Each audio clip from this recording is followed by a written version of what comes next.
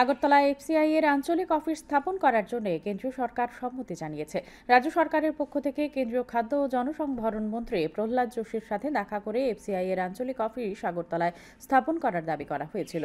কেন্দ্রীয় মন্ত্রী শীঘ্রই তা বাস্তবায়নের জন্য প্রক্রিয়া শুরু করা হবে বলে আশ্বাস দিয়েছেন। আজ মহাকরণে আয়োজিত সাংবাদিক সম্মেলনে এমনটাই জানান খাদ্য ও জনসংভরণ দপ্তরের মন্ত্রী সুশান্ত চৌধুরী। তিনি বলেন, আগামী 1 মাসের মধ্যে পৌর নিগম এলাকায় রেশন ভোক্তাদের মধ্যে ডিজিটাল রেশন কার্ড প্রদান করা হবে। তিনি কেওয়াইসি প্রক্রিয়া নির্ধারিত সময়সীমার মধ্যে শেষ করা হবে বলে জানিয়েছেন।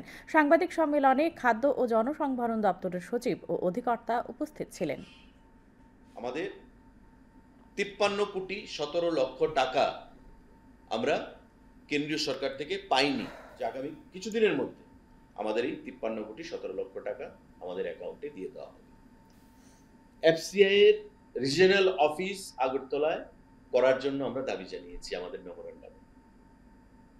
মাননীয় মন্ত্রী তৎক্ষণাৎ সেক্রেটারিকে বললেন, সেক্রেটারি এগ্রি করলেন এবং মন্ত্রী নিজে বললেন যে मैं खुद जाके उसका उद्घाटन करूंगा।